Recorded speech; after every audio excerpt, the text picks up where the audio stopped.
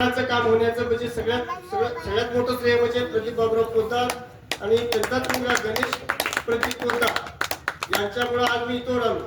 आणि पहिली जी थाप मला जी मंदिर करण्यासाठी दिली अशी चर्चा करत असताना बाळकृष्ण उत्तमराव सूर्यवंशी यांनी सुरुवात केली की सुरुवातीला मला त्यांनी 5,000 रुपये देणगी दिली होती की नंतर मग थोड्या दिवसांनी काम थांबलं. परत का थांबलं म्हणून परत त्यांनी 7,000 केली.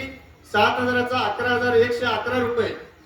आणि हे मंदिर करत असताना पूर्वजांची आठवण यावं म्हणून की मी स्मरणात ज्यांना देणगी द्यायची असेल त्यांनी स्वइच्छेनं की कसलीही देणगी मागितली जाणार नाही आणि स्वइच्छेनं ज्यांना जर देणगी द्यायची असेल तर स्मरणात द्यायची.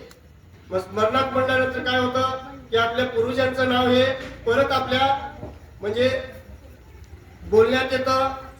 ज्यांना माहित नाही त्यांना त्याच्या वडिलाचं नाव काय, आजोबाचं नाव काय आणि आडनाव काय. काही वेळेस टोपण नावाने बोललं जात होतं की टोपण नावाने बोलण्यापेक्षा संपूर्ण नावाने यानंतर बोललं जाईल की कोणीही म्हणायचं नाही की दुष्यंत पाटील म्हणायचं नाही, दुष्यंत हरदास पाटील म्हणायचं, प्रदीप बाबुराव पोद्दार म्हणायचं, बाळकृष्ण उत्तमराव सूर्यवंशी म्हणायचं, कैलासवासी स्मरणात.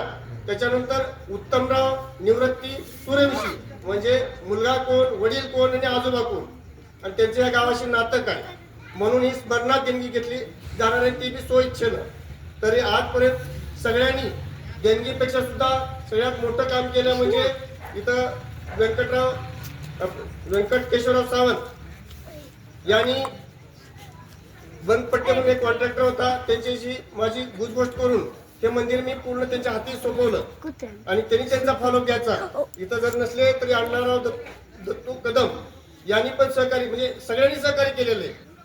जरी यांचे नाव कोणाचे घेता नाही आले तरी ह्या संपूर्ण गावानं मला हो म्हणून केल्यामुळं मला काम करण्याची संधी मिळाली आणि एक ऊर्जा पण मिळाली.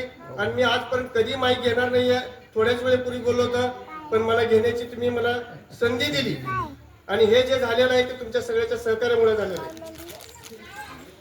माझ्या लहान बंधूला जरी कुठल्या फोन केला गावातल्या तरी त्यांनी मला सहकार्यच केलेलं आहे.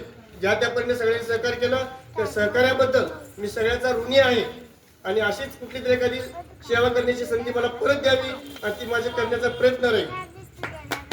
तेवढं बोलून मी माझं मनोगत इथं थांबवतो.